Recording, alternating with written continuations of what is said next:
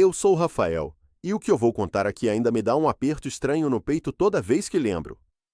Foi no Palácio das Artes, em Belo Horizonte, um lugar que de longe parece só imponente, cultural, quase solene demais para despertar medo. Mas, quando o teatro está fechado e o movimento da cidade fica lá fora, como um ruído distante engolido pela noite, o prédio muda de rosto. As luzes parecem menos firmes, os corredores ficam mais longos do que realmente são, e cada passo dado sobre aquele piso silencioso ganha um peso absurdo, como se o próprio espaço estivesse ouvindo. Eu já tinha ouvido os relatos dos técnicos de palco, gente acostumada com cabos, refletores, madeira antiga e o vai e vem da montagem. Eles falavam dos passos como quem tenta não parecer ridículo, mas também não consegue esconder o desconforto. Diziam que, depois que tudo era desligado e o teatro ficava vazio, começavam a surgir sons secos e ritmados, vindos de algum lugar que ninguém conseguia apontar. Passos. Não arrastos. Não batidas. Passos mesmo, com uma cadência humana, andando por entre bastidores que já deveriam estar mortos em silêncio. E junto deles, portas rangendo devagar, como se mãos invisíveis empurrassem a madeira com paciência. Quando fui até lá, naquela noite, o ar parecia diferente logo na entrada. Havia um frio discreto, quase imperceptível, mas suficiente para arrepiar os braços. O cheiro era uma mistura de poeira antiga, tecido guardado e algo metálico, como se o tempo tivesse deixado uma ferrugem invisível impregnada nas paredes. Eu caminhei tentando manter a calma, mas a sensação era clara. Aquele lugar não estava vazio do jeito normal. Havia uma pressão no ar, uma presença que não se mostrava, mas também não se escondia direito. Era como se o Palácio das Artes respirasse devagar, com paciência, esperando alguém errar o caminho. E foi nessa noite que eu entendi por que tanta gente evita falar disso em voz alta. Não era só medo de parecer superstição. Era o desconforto real de lembrar que, em certos lugares, o silêncio não significa ausência. Às vezes, o silêncio é só o começo de alguma coisa que ainda está andando por perto. Se você já ficou arrepiado só de imaginar essa cena, se inscreve no canal e comenta o que você acha que pode estar acontecendo ali, porque a partir daqui a história fica ainda mais estranha. O espaço do teatro no Palácio das Artes é, sem exagero, um dos lugares mais marcantes de Belo Horizonte. Quando eu penso nele, não lembro só de uma construção bonita ou de um ponto turístico importante. Eu lembro de um ambiente carregado de tempo, de apresentações que deixaram marcas invisíveis, de paredes que parecem guardar ecos de aplausos antigos mesmo depois que tudo se apaga. Durante o dia, ainda existe alguma vida ali, movimentos discretos, barulhos técnicos, vozes baixas, o som de ferramentas e passos apressados. Mas é depois que o público vai embora que o teatro revela um outro tipo de presença. Um tipo de vazio que não é limpo, nem neutro. É um vazio pesado, quase atento. A Ana, arquiteta responsável pela manutenção do local, me contou isso com uma seriedade que me prendeu na hora. Ela não falava como quem quer impressionar ninguém. Falava com a voz baixa, escolhendo cada palavra como se ainda tivesse receio de acordar alguma coisa. Segundo ela, naquela noite, o teatro já estava completamente fechado. As portas principais trancadas, os corredores escurecidos, a iluminação reduzida ao mínimo necessário para a circulação. Mesmo assim, o ambiente não parecia desligado. Pelo contrário, havia uma vibração estranha no ar, uma sensação de que alguma coisa permanecia ativa, escondida entre as estruturas, atrás das cortinas, nos espaços estreitos dos bastidores. Foi ali, nesse cenário de penumbra, que Ana ouviu os passos. Não eram passos distantes, quase imaginados. Eram firmes, nítidos, com um ritmo que fazia parecer que alguém caminhava com intenção, sem pressa e sem medo, atravessando os bastidores como se conhecesse cada palmo daquele lugar. O som vinha e voltava, às vezes mais claro, às vezes abafado, como se fosse engolido pelas paredes e depois devolvido com mais força. Ela me disse que ficou imóvel por alguns segundos, tentando entender se estava ouvindo errado. Mas não estava. O ruído era real demais para ser ignorado. Quando o público vai embora e as portas se fecham, o silêncio domina, sim. Mas não aquele silêncio confortável de um lugar vazio. É um silêncio cortado por ruídos mínimos, por estalos da estrutura, por um rangido inesperado de algo antigo se ajustando no escuro. E foi exatamente essa mistura que fez Ana perceber que estava diante de algo que não conseguia explicar. Não havia ninguém ali, mas também não era possível dizer que estava sozinha. O teatro parecia ocupado por uma presença que se movia sem rosto, sem corpo visível, apenas deixando rastros sonoros no ar parado. Quando ela me contou isso, eu senti uma inquietação difícil de disfarçar. Porque há diferenças entre imaginar um mistério e ouvir, de alguém que esteve lá, a descrição precisa de passos onde não deveria haver ninguém. Se você quer continuar comigo nessa história, deixa seu like e comenta o que faria no lugar da Ana. Porque o que ela viu naquela noite ainda não saiu da minha cabeça. Na manhã seguinte àquela noite abafada, eu ainda estava com a sensação de que alguma coisa tinha ficado presa dentro de mim. O ar do lado de fora parecia mais leve, mais comum, mas a lembrança do teatro fechado continuava viva, como se eu ainda estivesse atravessando aqueles corredores escuros com a respiração contida. Foi nesse estado que Ana me procurou. Ela não parecia exagerada, nem agitada demais. Pelo contrário, estava quieta, com os olhos mais cansados do que no dia anterior, como quem passou a noite revendo mentalmente a mesma cena sem conseguir encontrar um ponto de conforto. Quando começou a falar, percebi que ela também estava tentando se manter racional. Mas havia um desconforto na voz dela que não desaparecia. Ana descreveu os passos com uma clareza absurda, quase cruel. Disse, eram passos lentos, decididos, como se alguém andasse de propósito, cada passo ecoando no corredor vazio. E o mais inquietante era exatamente isso, a precisão da lembrança. Não era uma sensação vaga, nem um susto indefinido. Era uma sequência sonora nítida, com peso, direção e intenção. Ela insistia que aquilo não parecia um ruído aleatório de estrutura antiga. Soava como presença. Como alguém atravessando o teatro com total consciência do espaço. Decidimos investigar juntos. E essa decisão, naquele momento, pareceu quase um desafio ao próprio lugar. Pegamos as plantas do teatro com cuidado, espalhando os papéis sobre uma superfície fria, enquanto a luz da manhã entrava pelas frestas e desenhava sombras compridas sobre os desenhos técnicos. Linhas, acessos, bastidores, corredores, entradas de serviço. Tudo estava ali, organizado de forma lógica, limpa, sem deixar espaço para o sobrenatural.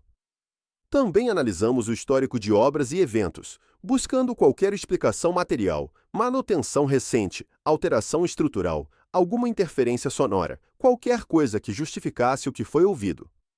Mas nada indicava a presença normal naquela hora. Nenhum registro compatível. Nenhuma movimentação prevista. Nenhum motivo aparente para passos surgirem do vazio. E quanto mais eu olhava aqueles papéis, mais a sensação de estranhamento crescia, porque a racionalidade parecia pequena demais diante do que Ana tinha ouvido. Havia detalhes demais no relato para ser só imaginação. O modo como os sons vinham do corredor, a pausa entre um passo e outro, a segurança com que eram percebidos no escuro. Tudo isso pesava. Foi então que a pergunta começou a martelar na minha cabeça: estaria o teatro mesmo assombrado? Ou haveria uma explicação técnica, uma armadilha do som, algo escondido na própria arquitetura daquele espaço antigo? Eu queria muito acreditar na segunda opção. Mas, sendo sincero, a dúvida já tinha tomado conta de mim. E se você está sentindo essa mesma curiosidade agora, se inscreve e compartilha sua teoria, porque no próximo trecho a sensação de estranheza só aumenta. Mas foi naquela mesma semana que tudo deixou de parecer apenas estranho e começou a ficar realmente difícil de explicar.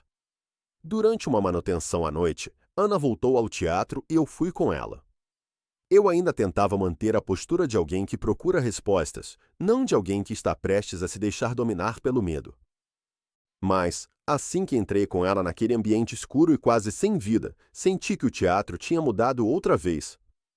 A luz era fraca demais, espalhada em pontos isolados, deixando o resto mergulhado em penumbra. As sombras projetadas nas paredes pareciam se mover antes mesmo de qualquer coisa se mover de verdade, como se o lugar respirasse por conta própria.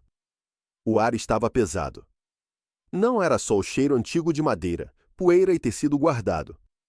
Havia também uma espécie de abafamento, uma pressão no peito que fazia a respiração ficar curta sem que eu percebesse de imediato.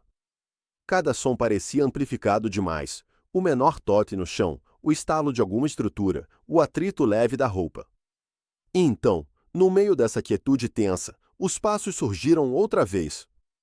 Lentos, firmes, insistentes.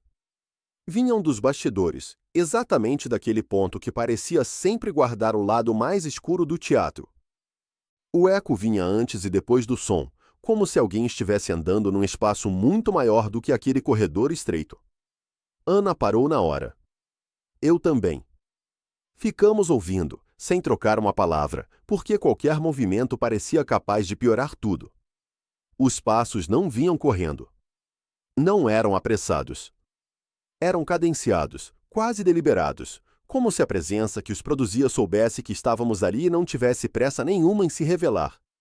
E junto deles, as portas começaram a render. Um rangido lento, áspero, prolongado, daqueles que fazem a pele arrepiar porque lembram madeira antiga sendo forçada sem mão visível. Eu virei o rosto, procurei com os olhos alguma silhueta, alguma explicação, qualquer sinal humano. Mas não havia ninguém.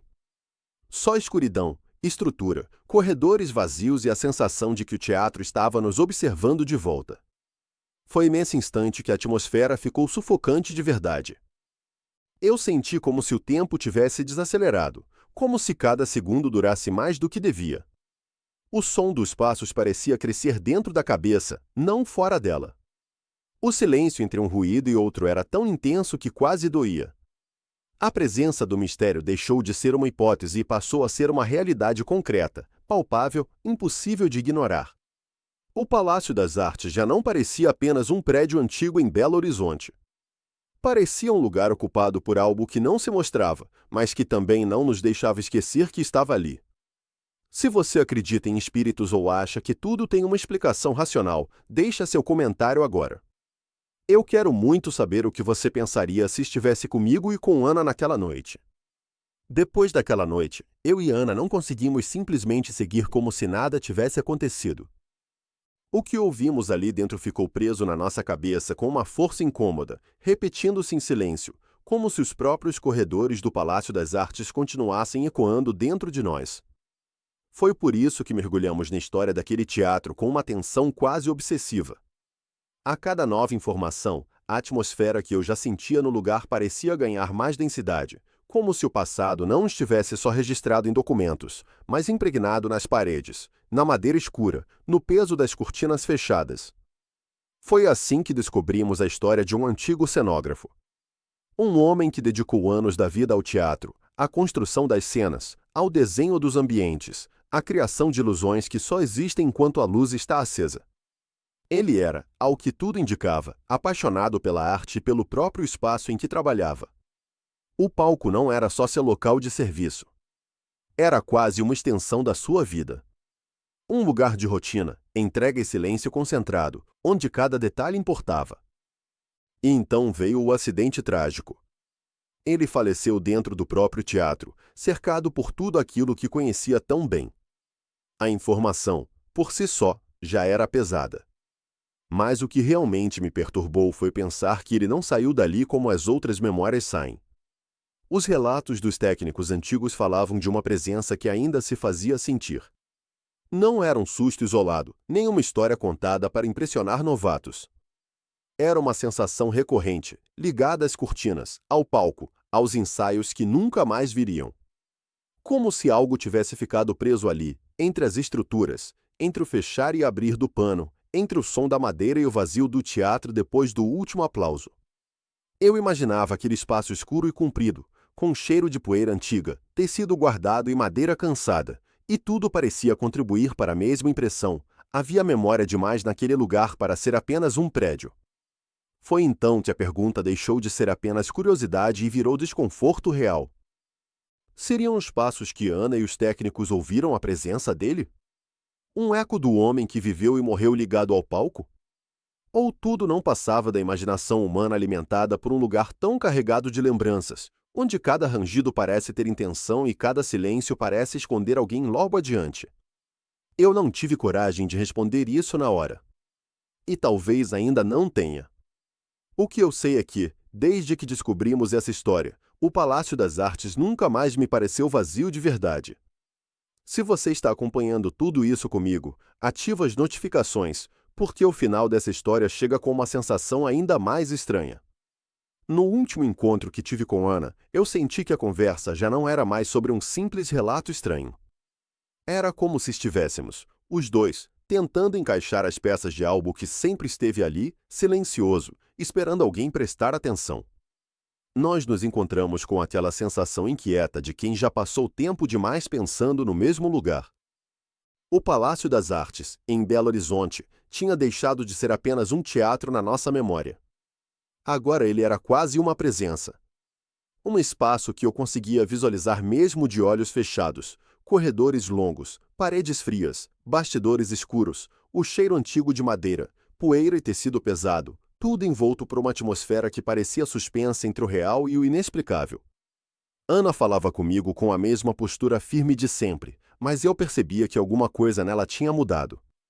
Havia mais cautela no jeito de olhar, mais peso nas pausas entre uma frase e outra. Refletimos juntos sobre tudo o que vivenciamos, tentando não transformar medo em conclusão precipitada. Mesmo assim, era impossível ignorar a sensação de que o lugar tinha uma memória própria. No Palácio das Artes, o real e o místico parecem se confundir de uma forma quase cruel. As explicações racionais nunca desaparecem por completo, mas também nunca conseguem ocupar todo o espaço que a dúvida deixa. Talvez os passos no teatro fechado fossem apenas ecos do passado, restos sonoros presos em uma arquitetura antiga, manifestações de um prédio que guarda e devolve vibrações de maneira imperfeita. Talvez fossem apenas sons da estrutura, ruídos de madeira, dilatação, silêncio quebrado por detalhes que um ouvido já assustado interpreta como presença. Essa possibilidade continua existindo, e eu nunca neguei isso. Mas, ao mesmo tempo, existe algo no modo como Ana descreveu tudo, no modo como eu mesmo senti aquele ambiente, que faz qualquer resposta simples parecer pequena demais. A verdade, se é que existe uma única verdade, fica de um jeito inacabado. Como uma porta que não se abre por completo. Como uma luz que acende e ainda deixa o resto da sala escuro. E talvez seja exatamente isso que torna essa história tão difícil de esquecer. Ela não fecha. Ela permanece. Fica ali, no limite entre acreditar e questionar, entre aceitar e duvidar, entre o que o ouvido capta e o que a mente tenta organizar depois. E eu acho que é por isso que essa lembrança continua comigo. Porque, desde aquele último encontro com Ana, eu não consigo mais passar pela ideia do silêncio da mesma forma. Sempre penso se, depois dele, existe mesmo alguma vida escondida, algum vestígio, alguma intenção. E você, o que acha? Será que há mesmo vida depois do silêncio? Deixe seu comentário sobre o que sentiu nessa narrativa, se inscreva para mais histórias assim, e até o próximo mistério.